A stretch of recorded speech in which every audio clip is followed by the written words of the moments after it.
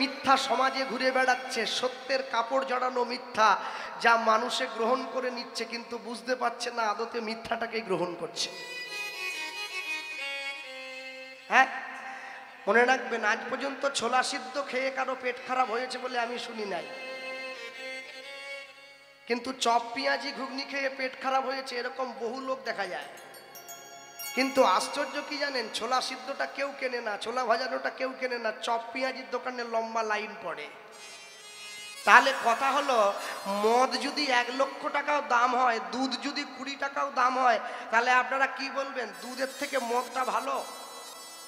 হতে পারে না। তাহলে দুধের সঙ্গে মদের একটা বেসিক ডিফারেন্স আছে। দুধের সঙ্গে মদের তফাৎ কি না, দুধের সঙ্গে মদের সব থেকে বড় তফাৎ হলো, দুধ 10 টাকা কিলো হোক, ওটা সবার সামনে বসে খাওয়া যায়। আর মদ যদি 1 লক্ষ টাকাও দাম হয়, ওটা বাঁশ বনে গিয়ে সবার আড়ালে খেতে হয়। এটাই হচ্ছে দুধের সঙ্গে মদের তফাৎ। খারাপটা যতই ভালো ভালো পোশাক পরুক না কেন, ওটা যে খারাপ মানুষ জানে। কিন্তু যে ভালো, তাকে সে যদি গায়ে বডি স্প্রে নাও দেয়, তার গা থেকে ঘাম গন্ধ বের হলেও লোকে তাকে খারাপ বলে না, কেন লোক জানে ও ভালো। বিশ্বকবি রবীন্দ্রনাথ ঠাকুর বললেন, উত্তম নিশ্চিন্তে চলে অধমের সাথে, যিনি মধ্যম তিনি চলিবেন তফাতে। সাধু চোরের সঙ্গে নিশ্চিন্তে চলবে, কেন? সাধুর ভয় নেই, চোরের ক্ষমতা নেই যে চোর সাধুকে নিজের দলে টেনে নেবে। কিন্তু যিনি মধ্যম, তাকে চলতে হবে তফাতে, কেন? মধ্যম ব্যক্তি চোরের সঙ্গে বেশি দিন ঘুরলে ওর মনোভাব চোরের মতো হলেও হয়ে যেতে পারে। কি এই যে 2020-21 সালে করোনা এসেছিল, আপনারা দেখেননি? সরকারের পক্ষ থেকে একটা বাণী, একটা কথা বারবার ছন্দে ছন্দে মিলিয়ে প্রচার করা হয়েছিল। আমাদের গ্রামেও গিয়েছে, পশ্চিম মেদিনীপুরে প্রচারের জন্য। কি বলে? গরিব পেল ত্রাণ, যে বড় লোক দিল, গরিব নিল ত্রাণ, আর মধ্যবিত্তরা শুধু সাবান দিয়ে হাত ধুয়ে যান। হ্যাঁ, আমার বাড়িতে এসে পঞ্চায়েত থেকে বলছে, এই হাত ধো, দিনের 20 বার করে হাত ধুবি। আমি হাত ধুয়ে কি করব? হাতটা ধুয়ে কি করব? মানে কেন খাবি? খাবার তো নাই, কীর্তন বন্ধ, হরিনাম বন্ধ, রোজগার বন্ধ, বাড়ির বাইরে বেরোনো বন্ধ, হাত ধুয়ে কি ঘরে বসে থাকবো? শুধু শুধু হাত ধুয়ে কি হবে? যদি খাবার থাকতো তাহলে হাত ধুয়ে লাভ ছিল, খাবারই তো নাই। তা খাবার না, শুধু সাবান দিয়ে হাত দিয়ে আঙুল চুলবো? হ্যাঁ, তার থেকে করোনা হয়ে মরে যায় সে ভালো। যাক, তো বলে একটা চুকেছে, হ্যাঁ, বাড়ির লোক আর বোঝা বলতে পারছে, বলে একটা আপদ গেছে, ভালো হয়েছে, যাক চলে গেছে, যাক। যার বাড়িতে থাকার জায়গা নেই, একটা ছোট ঝুপড়ি ঘর, তার বাড়িতে 5 জন সদস্য, একটার করোনা হলে তাকে নাকি আলাদা রুমে রাখতে হবে। তাহলে একটা লোক যদি আলাদা ঘরে থাকে, বাকি লোকগুলো কি বাড়ির বাইরে গিয়ে ঘুমোবে? তা তো সম্ভব না, কেন বাড়ির বাইরে বেরোনো নিষেধ, লকডাউন চলছে। মনে রাখবেন, আমরা এত বড় অন্যায় করেছিলাম, আমরা এত বড় পাপ কর্ম করেছি, মা দুর্গা, মা গঙ্গা পর্যন্ত আমাদের কাছ থেকে মুখ ফিরিয়ে নিয়েছে। যে মা গঙ্গার জলে স্নান করে হাত ধুয়ে মানুষের দেহ পবিত্র হয়, অন্তর শুদ্ধ হয়, মা গঙ্গা পর্যন্ত মুখ ফিরিয়ে নিল। আমরা গঙ্গার জলে পর্যন্ত হাত দিতে পারি নাই, আমাদেরকে স্যানিটাইজার দিয়ে হাত পরিষ্কার করতে হয়েছে। তাহলে কথা হলো, মানুষ যখন নিজের জীবনের অন্যায়ের বোঝা বাড়াতে থাকবে, মানুষ কিন্তু পিছন দিকে ঘুরে তাকায় না। মানুষ যদি পিছন দিকে ঘুরে না তাকায়, তাহলে তার জীবনের বিপদ অবশ্যম্ভাবী। হ্যাঁ, ভগবানকে সবাই ভালোবেসেছে, যে ভগবানকে ভালোবাসে না সেও হরিনাম নিল, যে ভগবানকে ভালোবাসে সেও হরিনাম নিল। আস্তে। কিন্তু আশ্চর্যের বিষয় কি, যে ভগবানকে ভালোবেসে হরিনাম নিল, তার জীবনের আনন্দের সীমাটা উতরে চলে গেল। যে ভগবানকে ভালোবাসলো না, তার জীবনে দুঃখ নেমে এলো। কে যাবি ভাই ভবসিন্ধু পার। তাহলে একটা নদী পেরোবার জন্য একটা নৌকোর দরকার হয়, যে নৌকোর নাবিক নৌকোতে বসিয়ে নদী পার করে। তাহলে কলিযুগের মানুষ এই জগতের সব নদীগুলো পেরিয়ে গেলেও একটা নদী বাকি আছে, যেটা হচ্ছে ভবসিন্ধুর ঘাট, যেটা জীবনের সর্বশ্রেষ্ঠ নদী। যে নদীর ঘাটে গিয়ে আমাকে দাঁড়াতে হবে, যে নদীর ঘাটে গিয়ে দাঁড়ালে তবে আমি পার হতে পারবো।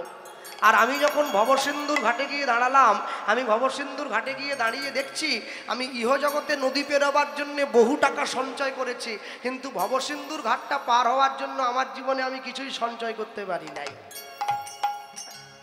ভারত আর অস্ট্রেলিয়া যেদিনকে বিশ্বকাপ ক্রিকেটে ফাইনাল খেললো, সেদিন আমাদের গান ছিল মথুরাপুর। আমার ইচ্ছা ছিল ভারতটা জিতবে। আহা হা হা হা। ও রাস্তার পাশে টিভি লাগিয়ে দিয়ে মানুষে কত আনন্দ, আরেকটা মার আরেকটা মার, হাততালি দিচ্ছে, কত আনন্দ করছে। আর সেদিনকে আমাদের কীর্তনের শ্রোতা হয় নাই, শখানেক শ্রোতা। কেন? আমি ফাইনাল খেলাও না হতেই পারে। হ্যাঁ, আমার চলেনি বলে কি কারো চলেনি নাকি? আমি পেটের দায়ে সবাই কি তাই আসবে নাকি? হ্যাঁ, শ্রোতা নাই। কিন্তু রাত্রি 1টা-1:30টার সময় আমি যখন আসর থেকে এলাম, আমি বাসায় এসে মোবাইল চালিয়ে যখন খেলার সংবাদটা দেখছি, দেখি ভারত নাকি গোহারান হেরে গেছে। আর লোকে সে কত বাজে কথা বলছে, আহা হা হা। হ্যাঁ, আমার মা পর্যন্ত বলতে ছাড়েনি, বলে আমাদের পাড়া সুনীলকে পাঠিয়ে দিলে ওর থেকে ভালো ব্যাট করতো। আমি রাত্রেবেলা খাওয়া দাওয়া করে মায়ের কাছে গিয়ে মায়ের হাতটা ধরে বলছি, মা, ভারতের হয়ে যে 11 জন খেলোয়াড় খেলতে গিয়েছে, তারা যে ভারতবর্ষের মানুষকে একটা বিরাট বড় শিক্ষা দিয়েছে, তুমি কি দেখেছ? মা বলছে, তোর আবার সব কিছুতে শিক্ষা। আমি সব শিক্ষা কি বইয়ে লেখা থাকে নাকি? জগৎ থেকে কিছু শিখবে না? জগৎ থেকে শিক্ষা লাভ করতে হবে তো। আমার মা বলে, কি শিক্ষা পেলি বল? আমি বললাম, ভারতের ওই 11 জন খেলোয়াড় আমাদের 140 কোটি ভারতবাসীকে একটা শিক্ষা দিয়েছে। কি না, অতিরিক্ত অহংকার আর অতিরিক্ত আত্মবিশ্বাস তোমার জীবনে পতন ডেকে আনবে। তুমি এক এক করে 10টা খেলায় জিতে গিয়েছিলে, তুমি জানো আমি জীবনের শেষ খেলাটাও জিতে যাব। তুমি একবারও ভেবে দেখোনি তোমার বিপক্ষে যে দলটা খেলতে এসেছে সেও বাকি দলগুলোকে হারিয়ে তারপরে খেলতে এসেছে, তাকে তুমি হালকাভাবে নিয়ে নিয়েছো। এ তো সামান্য ক্রিকেট খেলা। আমাদের জীবনের যত খেলা আছে, অন্নপ্রাশন বলুন, বিয়ে বলুন, সংসার বলুন, ছেলে মেয়ে বলুন, বৌমা বলুন, ননদ বলুন, আপনি জীবনের সব খেলায় জিতে গেলেন। জীবনের ফাইনাল খেলা হচ্ছে মৃত্যু। আপনার বিপক্ষে যে খেলতে দাঁড়াবে তার কাছে আমাকে হারতেই হবে, যে তার কোনো জায়গা নেই। ও ঠিক নিয়ে যাবে, গায়ে কাদা মাগলে জম ছাড়ে নাকি? ও ঠিক নিয়ে চলে যাবে। ও যখন এসে সময় যখন হবে ও ঠিক নিয়ে চলে যাবে। কিন্তু আশ্চর্য কি, মৃত্যুর কাছে আমি হেরে যাব এটা ঠিক, তাহলে মৃত্যুর কাছে আমি যদি হারি, আমি কাপুরুষের মতো হারবো কেন? আমি বীর পুরুষের মতো মাথা উঁচু করে মৃত্যুর সামনে গিয়ে দাঁড়াবো, যে আমি জীবনে এমন কোনো কর্ম করিনি যার জন্য তোমার কাছে আমাকে মাথা নত করে চলে যেতে হবে। আমি এমন কোনো খারাপ কর্ম করি নাই। পূর্ব মেদিনীপুরে তমলুক বলে একটা বিখ্যাত জায়গা আছে। পূর্ব মেদিনীপুরে তমলুক বাজারের মোড়ে মানিকতলা বাসস্ট্যান্ডে একটা বয়স্ক ঠাকুমার ছবি স্ট্যাচু করে বাঁধানো আছে। আমি ছোটকালে আমার বাবাকে বলেছিলাম, এত দামি দামি নায়ক নায়িকারা ঘুরে বেড়াচ্ছে, কারোর ছবি না দিয়ে একটা বুড়ির ছবি কেন? হ্যাঁ, এই হাতে শাঁখ নিয়ে আর দেশের জাতীয় পতাকাটা এইভাবে সামনের দিকে তুলে নি, এইরকম একটা বুড়ির ছবি। বাবা, আমার বাবা বলে, আসতে বলো, লোকে তোমাকে দেশদ্রোহী বলবে। তাহলে কেন? বলে, মনে রাখবে, যাদেরকে তুমি টিভির পর্দায় নায়ক নায়িকা বলে দেখো বাবা, এগুলো সব নকল। আসল নায়িকা তো এই যে সামনে দাঁড়িয়ে আছে। কে? মাতঙ্গিনী হাজরা। দেশের হয়ে ইংরেজদের 6টা গুলি বুকে খেয়েছে, দেশের পতাকা মাটিতে পড়তে দেয়নি। তার ছবি তো আগে থাকবে, অন্য কারো ছবি থাকবে নাকি? তেলের শিশির ভাঙলো বলে খুকুর পরে রাগ করো, তোমরা যেসব বুড়ো খোকা ভারত ভেঙে ভাগ করো। তার বেলা কর্মচারী যদি চায়ের কাপ ভেঙে দেয়, মাইনে থেকে 50 টাকা মালিক কেটে নেয়, বলে তুই কাপ ভাঙলি। মালিক যদি চায়ের কাপ ভেঙে দেয়, বলে কোম্পানিটা খারাপ, ভালো তৈরি করতে পারে না। মনে রাখবেন, সারা জীবন যারা গরিব হয়েছে, যারা মানুষের কাছে শোষিত হয়েছে, যত বিচার তাদের উপরে হয়েছে। বড় লোকদের জন্য আইন খুব ছোট। আইনের দুটো চোখ কালো কাপড়ে বাঁধা। কেন জানেন? আইন কিছু দেখতে পায় না, প্রমাণ করার জন্যে যে আইন সবার জন্য সমান। সমান তখনই হবে যেদিন ভারতবর্ষের মাটিতে মাসে 1 লক্ষ টাকা রোজগার করে যে, আর প্রত্যেক দিন 100 টাকা রোজগার করে যে, দুটো বাবার ছেলে একই স্কুলে পড়তে যাবে, আইন সেদিন সমান হবে, তার আগে হবে না। যে মাসে 1 লক্ষ টাকা রোজগার করে তার ছেলে পড়ে 3 লাখ টাকা দামি স্কুলে, আর যে 100 টাকা রোজগার করে তার ছেলে পড়তে যায় 50 টাকা দামি স্কুলে। তাহলে চিন্তা করো, শিক্ষার তফাৎটা জীবনের শুরুতেই করে দেওয়া হলো। খরগোশ আর কচ্ছপ তো বড় চালাক। খরগোশ বলে, তুই কি আমার সঙ্গে ছুটতে পারবি? কচ্ছপ বলে, আমি তো ধীর গতিতে যাই। খরগোশ বলে, আমি তো জোরে দৌড়াই। আচ্ছা, মায়েরা যারা বসে আছেন, বাবারা, শিক্ষিত সমাজ যারা, আচ্ছা বলুন, খরগোশ যদি এত দৌড়ায়, খরগোশ কতদিন বাঁচে আর কচ্ছপ কতদিন বাঁচে? খরগোশের আয়ু গড় 12 থেকে 15 বছর, আর কিন্তু কচ্ছপ 300 বছর পরম আয়ু, কম করে 100 বছর তো বেঁচেই থাকে। মনে রাখবেন, খরগোশটা কিছু দূর ছুটে গিয়ে দাঁড়িয়ে পড়েছে, মনে মনে ভাবছে ও তো কচ্ছপ, আমার সঙ্গে কি হাঁটবে, ও দাঁড়িয়ে পড়েছে। কিন্তু কচ্ছপ সে হাঁটা থামায়নি, জানে আমি তো আস্তে হাঁটি, আমাকে হাঁটা বন্ধ করলে চলবে না, আমাকে যেতে হবে। ও রাস্তায় গিয়ে দাঁড়িয়ে দেখছে খরগোশটা বসে ঘুমিয়ে পড়েছে, ও খরগোশের পাশ দিয়ে চলে গেল। ও চিন্তা করছে উল্টো, ও ভাবছে ও তো এক্ষুনি ছুটে আমাকে পেরিয়ে যাবে, আমি বরং হাঁটতেই থাকি। আর যে ঘুমিয়ে আছে সে চিন্তা করছে ও যাক না, আমি 3 লাফে পেরিয়ে চলে যাব। কিন্তু এই যাবো যাবো যাবো যাবো করতে করতে ওই আগের মানুষটা গন্তব্যস্থল পর্যন্ত পৌঁছে গেছে, এ যেখানে পড়ে থাকার সেখানেই পড়ে রয়ে গেছে। তাহলে আমি সারা জীবন চিন্তা করলাম হরিনাম নেব নেব নেব নেব নেব নেব, এই চিন্তা করতে করতে আমার জীবনে মৃত্যু ঘন্টা বেজে গেল, নেওয়ার হলো না। কিন্তু যে বোঝার 4 বছরের ছোট ছেলে হিন্দি শনি চ্যানেলে গান গাইতে এসেছে, ভাগবত দাস ব্রহ্মচারী, সে হরিনাম নিয়ে নিয়েছে, মানুষের দরজায় দাঁড়িয়ে বলল হাই হ্যালো ছাড়ো, হরে কৃষ্ণ বলো। 4 বছরের ছেলে হরে কৃষ্ণ বলে, আর 80 বছরের বয়স্ক বুড়ো সে পাড়ার মোড়ে বসে তাস খেলে। সে কি জানে, নেব নেব নেব নেব নেব বলতে বলতে জীবন চলে গেল, আর নেব নেব বলতে বলতে জীবন কেটে গেল। যে নদী হারায়ে স্রোত চলিতে না পারে, সহস্র শৈবাল ধাম বাঁধিয়াছি তারে। যে জাতি জীবন হারা অচল অসার, পদে পদে বাঁধে তারে জীর্ণ লোকাচার। মনে রাখবেন, জীবন প্রদীপের তেল বড় অল্প, একটু একটু করে তেলটা ফুরিয়ে যাচ্ছে। তাহলে আমি সময় থাকতে এখনো যদি তার নাম না নেই, তাহলে নেব আর কবে? ভক্তমণ্ডলী মায়েরা, বৈষ্ণব মহাজন লিখছেন যে চৈতন্যের ঘাটে পার হতে গেলে মানুষের কোনো পয়সা লাগবে না, কোনো দান দক্ষিণার প্রয়োজন হবে না, তবে একটা জিনিস সঙ্গে রাখতে হবে। ওই লিখে দিচ্ছেন, ও গো আমার চৈতন্যের ঘাটে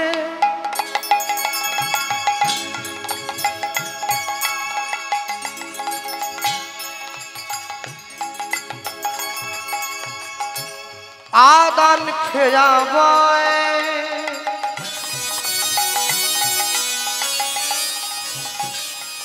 জড় অন্ধ আতুর সব অনায়াসে পার হয়। অনুধ্বনি তাই গৌর হরি বল। আমার চৈতন্যের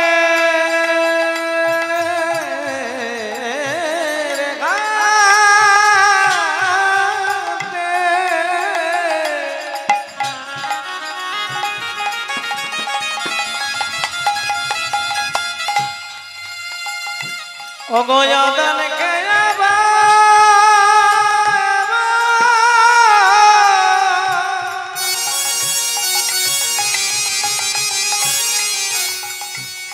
অগজর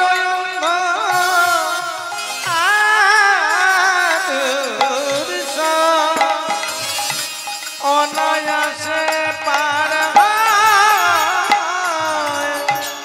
আমার চৈতন্যের ঘাটে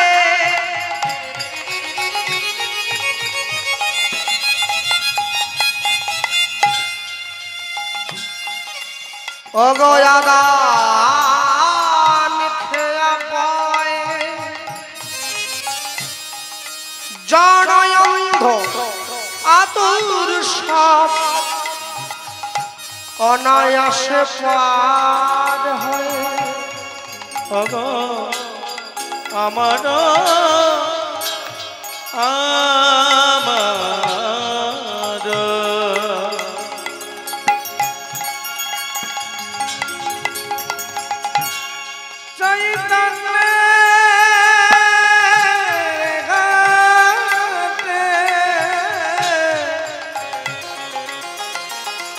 ছুটে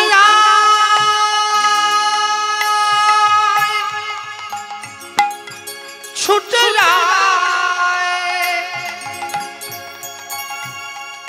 গৌর ডাকে ছুটে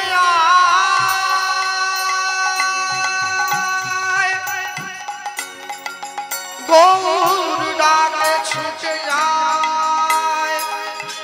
ছুটে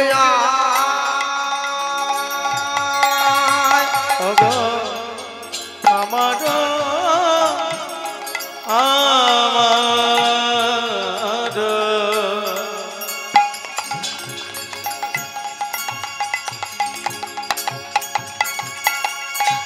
আমার জয় মানে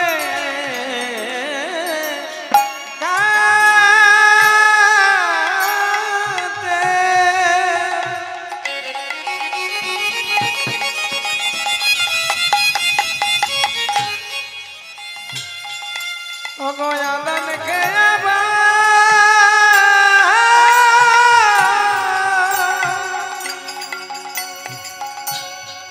জনয়ন্ধ আতুরস অনায়াসে পার বলি জনয়ন্ধ আদর্শ অনায়াসে পার হয় অগজনয়ন্ধ আতুরস অনায়াসে পার সে যে লয়ে হরি নামের তরি সে যে লয়ে হরি নামের তরি সে যে লয়ে হরি নামের তরি সে যে লয়ে হরি নামের তরি ওই যে নদিয়াতে অবতরী সে যে লয়ে হরি নামের তরি দেখো সংকীর্তনে মূরতি ধরি সে যে লয়ে হরি নামের তরি জীবের হাতে ধরি আর পায়ে পড়ি সে যে লয়ে হরি নামের তরি বলি পার করিতে জীবিতে ভবতরী লয়ে হরি নামের তরি বলি হরি হয়ে বলছে হরি লয়ে হরি নামের তরি বলি দুবাহু প্রসারী করি লয়ে হরি নামের তরি বলি প্রেমানন্দে বাহু তুলে নিতাই হরি বল প্রেমানন্দে বাহু নামে হরি লঙ্গে ঘটি নামে তরি অগজনয়ন্ধ আতুরস অনায়াসে পার হয় জনয়ন্ধ আতুরস অনায়াসে পার হয় যে ভগবানকে ভালোবাসে ভগবান তাকেও নাম দিয়েছে, যে ভগবানকে ভালোবাসে না ভগবান তাকেও নাম দিয়েছে। তবে আশ্চর্য কি, যার হরিনাম সংকীর্তন গ্রহণের ইচ্ছে ছিল সে 10 কিলোমিটার দূর থেকে সাইকেল চালিয়ে চলে এলো, আর যার হরিনাম সংকীর্তন গ্রহণের ইচ্ছে ছিল না সে বাড়িতে বসে জানলা দরজা বন্ধ করে টিভিতে হিন্দি গান চালিয়ে দিল। তাহলে আপনাকে সবার আগে নির্বাচন করতে হবে হরিনাম সংকীর্তন গ্রহণের ইচ্ছে কতখানি আছে। হ্যাঁ, আমি আমার গুরুদেবকে প্রশ্ন করেছিলাম, আমার গুরুবাড়ি হচ্ছে নবদ্বীপ। আমি জিজ্ঞাসা করেছিলাম যে বাবা, বলে বলো, জগতে তো নকলে ভরে গেছে, আসলটা চিনব কি করে? কার কাছে গিয়ে হরিনাম নেব, কার কাছে গিয়ে হরিনাম শুনব? আমার গুরুদেব খুব মিষ্টি করে আমায় উত্তর দিলেন, তুই যে নকলটাকে বলছিস জগতে নকল ভরে গেছে, নকল ভরে গেছে, একবার বিচার করে দেখবি। আমি কি ঠান্ডা মাথায় ভেবে দেখবি? আমি বলুন, আসল ছিল বলে কিন্তু নকলটা বাজারে এসেছে রে। 500 টাকার 2 নম্বরই নোটটা তখনই মার্কেটে এসেছে যখন 500 টাকার আসল নোটটা বাজারে আছে, তবেই তো এসেছে। শুদ্ধ ভক্ত ছিল বলে তবে নকলটা এসেছে, যদি শুদ্ধ ভক্ত না থাকতো নকল কোনোদিন আসতো না। তাহলে আমি বললাম তাহলে আসলটাকে চিনব কি করে? তারপরে আমাকে বললেন মিষ্টির দরকার না মিষ্টির দোকানদারকে দরকার, জয়নগরের মোয়াটা দরকার না জয়নগরটা দরকার। কারণ জয়নগরের তো বহু দাম, আমার কিডনি বিক্রি করলেও হবে না, কিন্তু মোয়া আমি একটা কিনে খেতে পারি 15 টাকা পিস। তাহলে মিষ্টির দোকানদারের সঙ্গে তোমার দরকার নেই, তুমি ওর মেয়ের সঙ্গে তোমার ছেলের বিয়ে দেবে না। তুমি দেখো দোকানদার যে মিষ্টিটা বিক্রি করছে মিষ্টিটা ঠিকঠাক আছে কিনা। তুমি আগে দেখবে মানুষের দরজায় ঘুরে কি। সব সময় মনে রাখবেন, ভগবান যখন মানুষের দরজায় এসে দাঁড়িয়েছে, কলিযুগের মানুষ এত বড় সৌভাগ্যবান। আমরা সত্য ত্রেতা দাপর 3টে যুগে ভক্ত ভগবানের দরজায় ছুটে গেছে।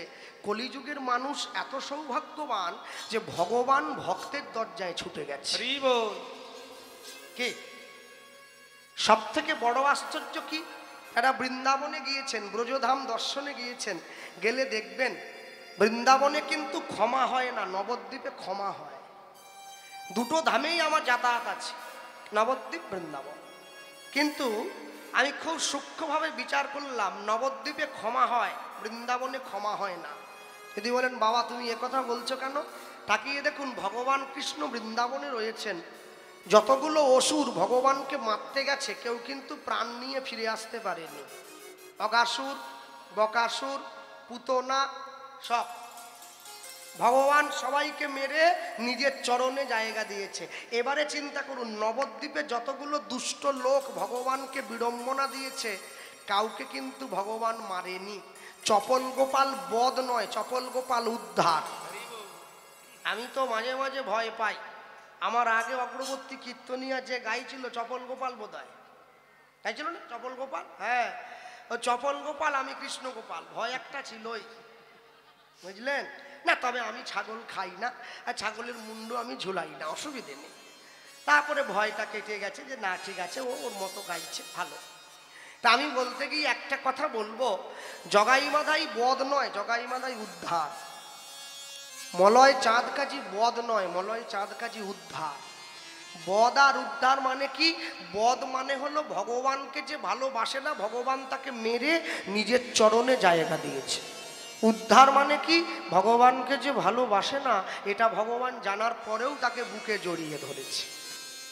এই যে মায়েরা বসে আছো, যারা প্রত্যেক দিন বাড়িতে রান্না করো নিজের ছেলে মেয়ে স্ত্রী পুত্র পরিবারকে খাওয়ানোর জন্য, আচ্ছা তোমরা আমাকে বলতে পারো যত ভালোই রান্না তোমরা করো, তোমার পরিবারের লোকজন কি প্রত্যেক দিন তোমার রান্নার প্রশংসা করে? একটা ভুল বের করবেই।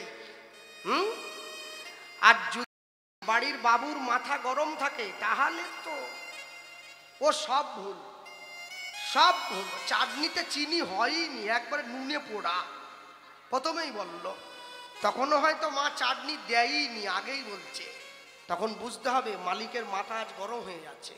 হ্যাঁ, কিন্তু চিন্তা করো একদিনও সংসারের জন্য এত কষ্ট করেছ, কেউ 30 বছর সংসার করছে, কেউ 40 বছর সংসার করছে।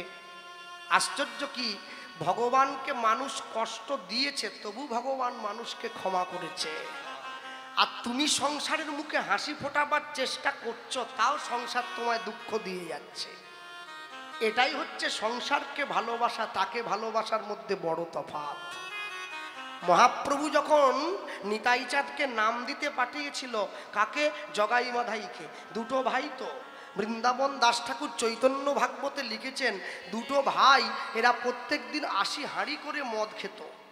কলিযুগের ভাইরা তো 1 বোতল খায়, ওরা 80 হাঁড়ি করে খেত। নিতাই চাঁদ যখন হরিনাম দিতে গেছে, মদের কলসি দিয়ে মেরে নিতাই চাঁদের কপালটা ফাটিয়ে দিয়েছে। দরদর করে রক্ত গড়িয়ে পড়ছে, নিজের কপালের রক্ত চেপে ধরে নিতাই চাঁদ বলে উঠেছিল, মেরেছিস কলসির কানা, তা বলে কি প্রেম দেব না? হরিদাস ঠাকুর নিতাই চাঁদের হাতটা ধরে টানতে টানতে নিজের ঘরে নিয়ে যাচ্ছে। নিয়ে যাওয়ার পরে জগাই কিন্তু মাধাইকে একটু বকা দিয়েছিল, হ্যাঁ রে ভাই বলো দাদা, বৈষ্ণবের গায়ে হাত তোলাটা কি উচিত হলো? নাম ভালো লাগে না, নেব না। এই আমরা জোরে একটু ধমক দিয়ে দিলে ওরা এমনি ছুটে পালিয়ে যেত। বাবাজিদের গায়ে কি জোর আছে নাকি? ওরা ওই সমস্ত ঘি মাখন টাখন খায়, আমাদের মতো পারবে? বলে হ্যাঁ তা হতো, তাহলে মারলি কেন? হ্যাঁ, মাতাল হয়েছিস বলে কি নিজের বিবেক বিসর্জন দিয়েছিস? দুম করে মেরে দিলে? মাথায় ছুটে গিয়ে জগায়ের হাতটা ধরে কাঁদতে কাঁদতে বলছে, দাদা তুই দেখলি আমি মারলাম, জগতের মানুষ দেখলো আমি মারলাম, কিন্তু যাকে মারলাম সে বুঝলো কেন মারলাম।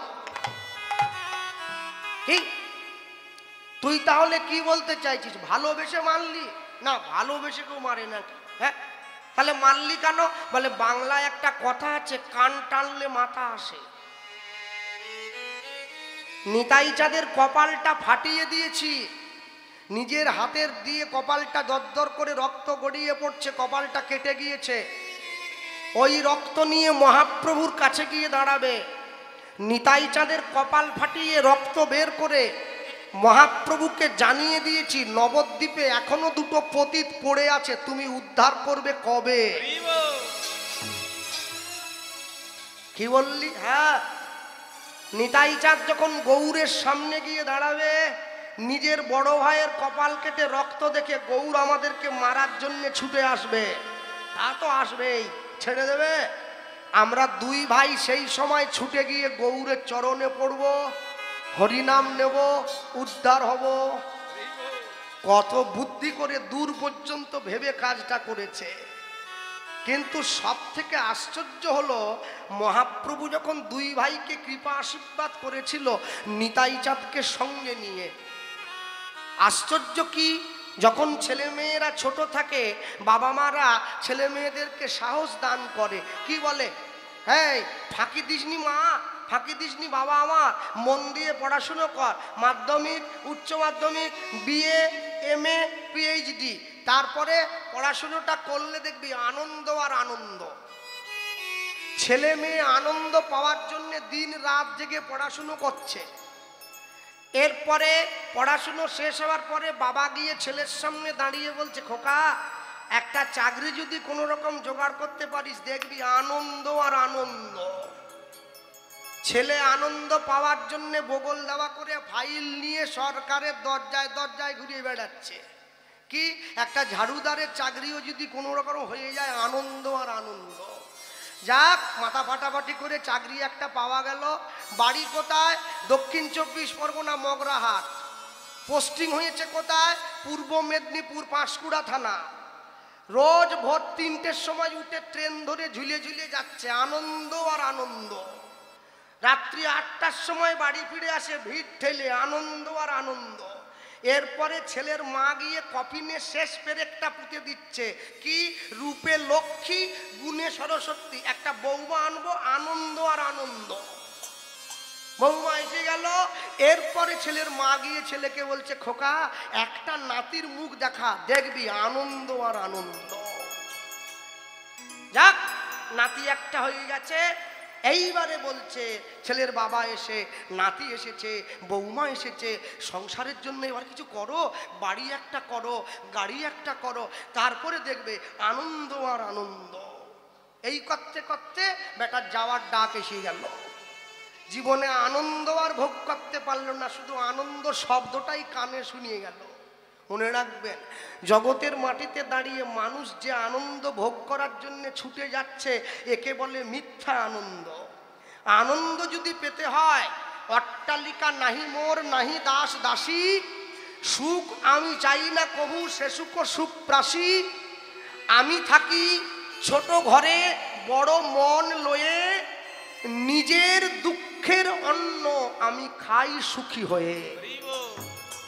এই জগতে যারা আপনাকে কষ্ট দেয়, যারা আপনাকে দুঃখ দেয়, যারা আপনাকে যন্ত্রণা দেয়, আপনি যদি তাদের যন্ত্রণা গায়ে না মাখেন, দেখবেন আপনার মতো সুখী লোক জগতে দুটো হবে না। কেন বলুন তো? যে স্কুল মাস্টারমশাই মাসে 80,000 টাকা বেতন পায়, সে যখন মারা যায় তার স্ত্রী গিয়ে তার কাছে দাঁড়িয়ে বলে, তুমি আমার জন্য কি করলে? যে লোকটার সব থেকে বড় কাপড়ের দোকান মগরাহাট বাজারে, ওর বউ ওকে বলে, তুমি আমার জন্য কি করলে? যে টোটো চালায় তার বউ বলে, তুমি আমার জন্য কি করলে? আসলে কেউ কারোর জন্য কিছু করেনি, সব গিভ অ্যান্ড টেক পলিসি, কিছু দাও আর কিছু নাও। সংসারের নীতি বড় বিচিত্র। এই জগতের মাটিতে দাঁড়িয়ে যখনই আপনার থেকে কারো কোনো স্বার্থে কম পড়বে, দেখবেন সেই আপনার থেকে মুখ ফেরাচ্ছে। আপনি সারা জীবন ধরে শুধু দিয়ে যান, দেখবেন মানুষ আপনাকে মাথায় করে বসিয়ে রাখবে।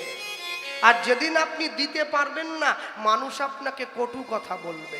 তাহলে বৈষ্ণব মহাজন লিখতে গিয়ে লিখছেন যে নৌকাটা মহাপ্রভু পাঠিয়ে দিয়েছেন, তার জন্যে কাউকে কিছু দিতেও হয় না, কিছু নিতেও হয় না, শুধু হরিনাম করলেই নৌকায় গিয়ে বসা যায়।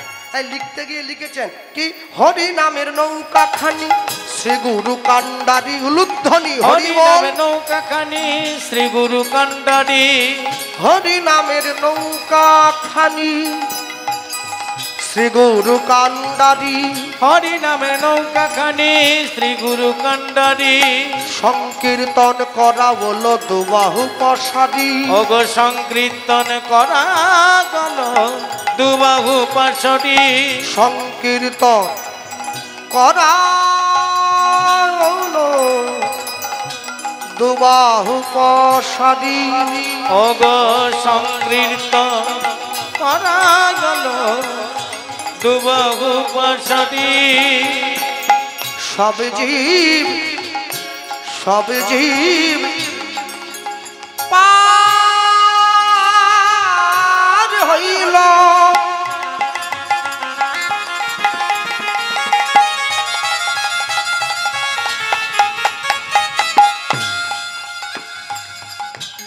ওগো প্রেমের বাতাসে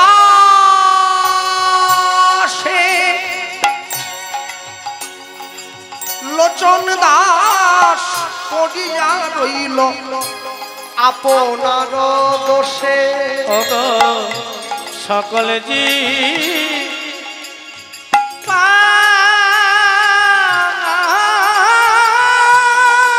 হইল,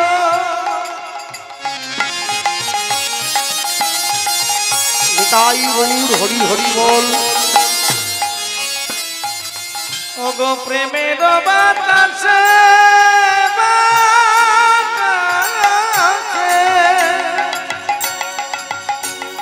অগলচ পড়িয়া রইল আপনার দোষে, বলি সকল জীব পার হইল,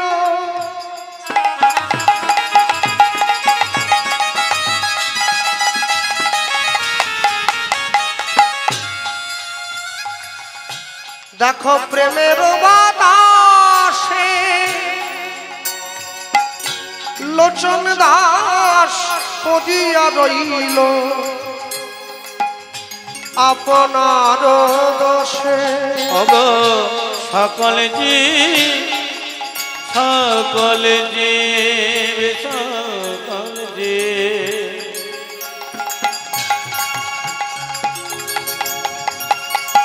পার হইল,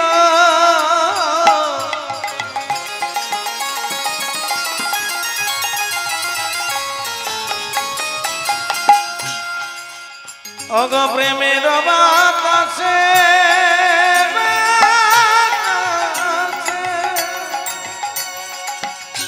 লোচন দাস পড়িয়া রইল আপনার দোষে,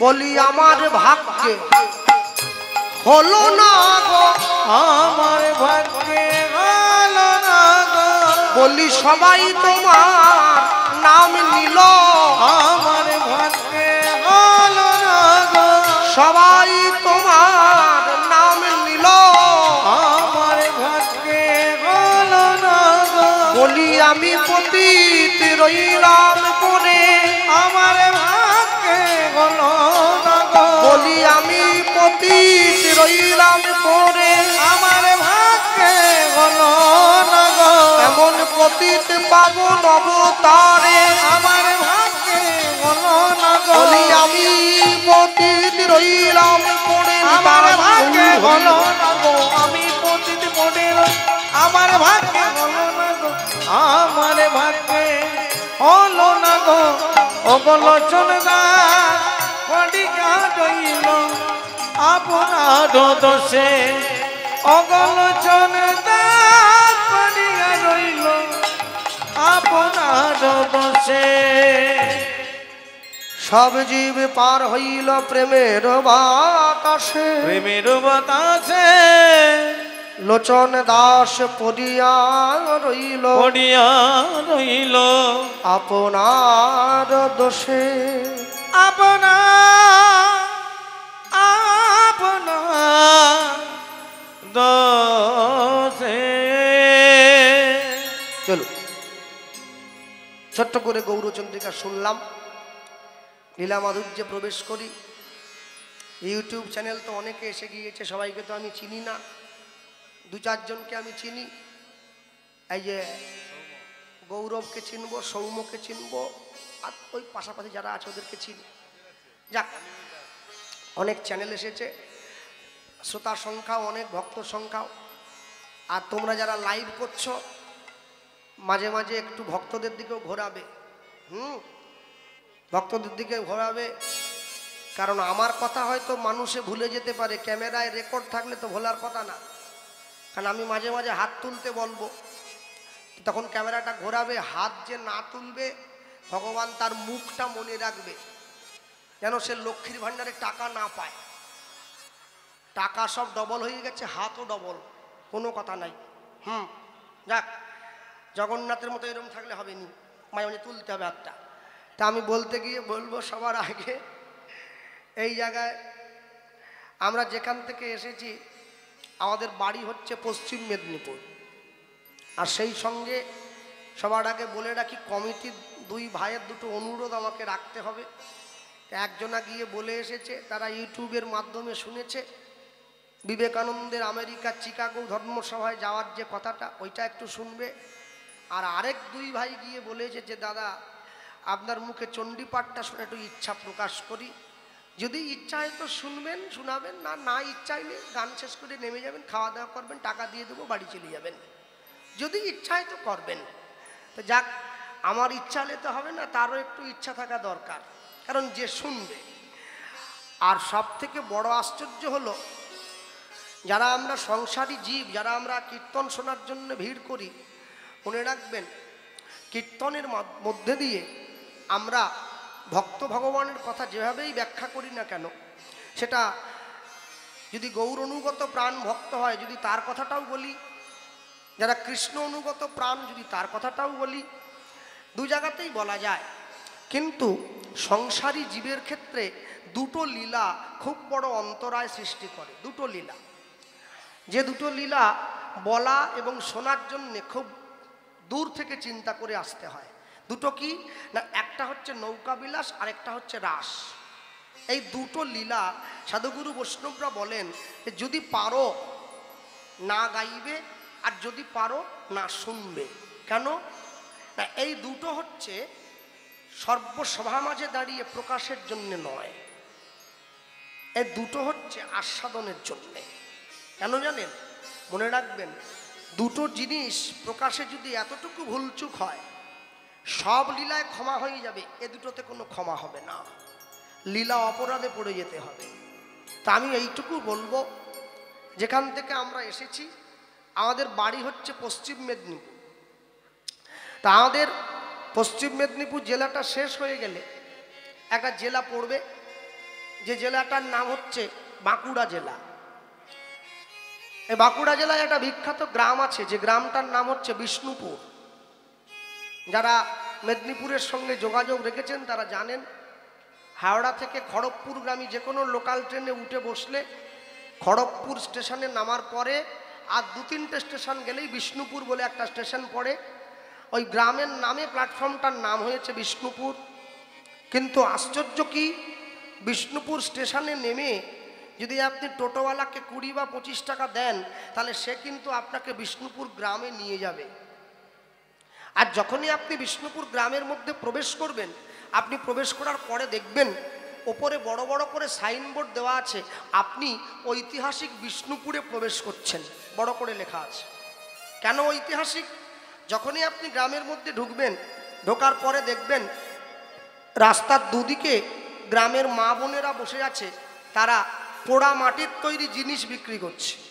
মাটির শঙ্খ, মাটির কলসি, মাটির খুন্তি, মাটির হাঁড়ি, মাটির গ্লাস, বিষ্ণুপুরের পোড়ামাটির জিনিস পৃথিবী বিখ্যাত, সবাই জানে, কিনে নিয়ে যায় মানুষ, আসে বিদেশ থেকে।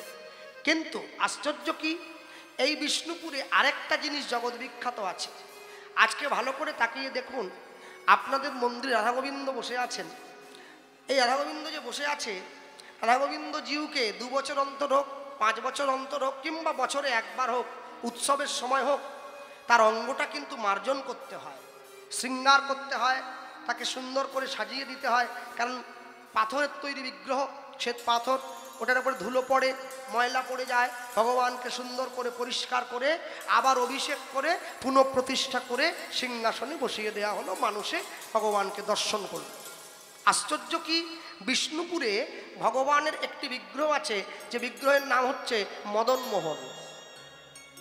এই বিগ্রহ যেমন একদম ধপধপে সাদা, মদন মোহন হচ্ছে একদম কুচকুচে কালো। কিন্তু আশ্চর্য কি, যদি আপনি কালকে সকালবেলায় গিয়ে মদন মোহনকে দর্শন করেন, আপনি বুঝতেই পারবেন না যে 450 বছরেরও বেশি পুরনো বিগ্রহ একই আসনে একই জায়গায় বসে আছে। তাকে কোনোদিন স্নানও করানো হয়নি, কোনোদিন অঙ্গরাগও করানো হয়নি, কোনোদিন সাজিয়েও দেওয়া হয়নি। স্বপ্নাদেশ আছে, ওইভাবেই বসে থাকবে। কালকে গিয়ে দর্শন করলে আপনি ভাববেন এটা এই মুহূর্তে কেউ যেন বাজার থেকে কিনে এনে বসিয়ে দিয়েছে। এখানেই তার লীলা মাধুর্যের সার্থকতা। হ্যাঁ, এখানে যদি কোনো যুক্তিবাদীরা তর্ক আনে, হয়তো আমি পারবো না, হেরে যেতে হবে। কিন্তু মনে রাখবেন, যুক্তি তর্কের অনেক ঊর্ধ্বে হচ্ছে ভক্তি। যুক্তি দিয়ে কোনোদিন ভগবান পাওয়া যায় না। যুক্তি দিয়ে পণ্ডিত হওয়া যায়, তার্কিক হওয়া যায়, জ্ঞানী হওয়া যায়, কিন্তু ভক্ত হওয়া যাবে না। এমনও ভক্তের ঘর আছে যেখানে ভগবান নিজে হাতে আহার পর্যন্ত করে গেছে, তার চিহ্ন পর্যন্ত পড়ে আছে। দেখবেন যারা বৃন্দাবনে দর্শনে গিয়েছেন, বৃন্দাবনে গেলে দেখবেন বৃন্দাবনের বোঝো মায়েরা তারা আমাদের মতো করে কপালে তিলক দেয় না, তাদের গলায় তুলসীর মালা নেই, তারা জপের মালা নিয়ে বাজারে বাজারে ঘোরে না, কিন্তু তাদের ঘরে ভগবান কৃষ্ণ বাঁধা আছে। কেন বলুন তো? ওরা আমাদের মতো করে ভক্তিটাকে বাইরে দেখায় না, অন্তর দিয়ে ভগবানকে ভালোবাসে।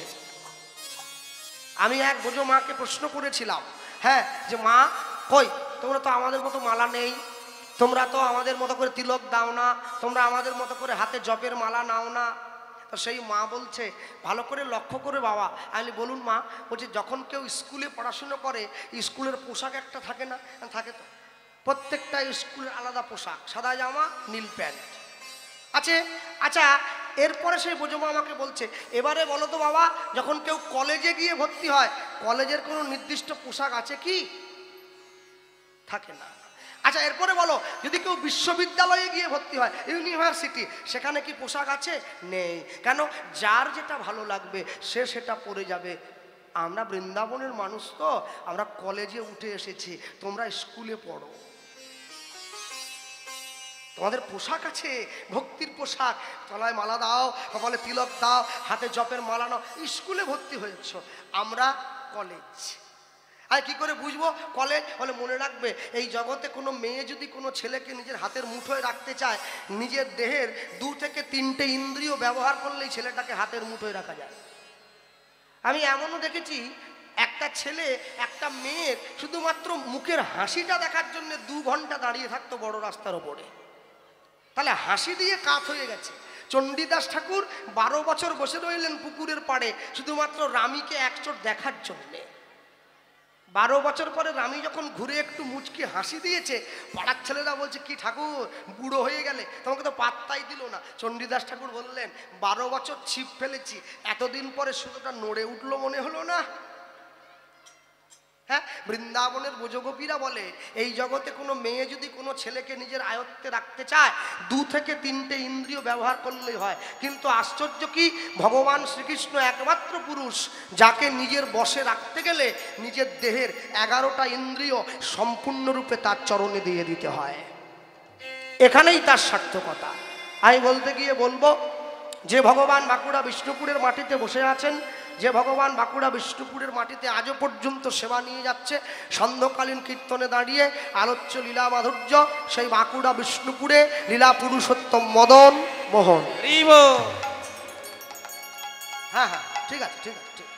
তাই বলতে গিয়ে সবাটাকে বলবো, হ্যাঁ ধৈর্য ধরো না, জমা হোক জমা হোক জমা হোক জমা হোক জমা হোক।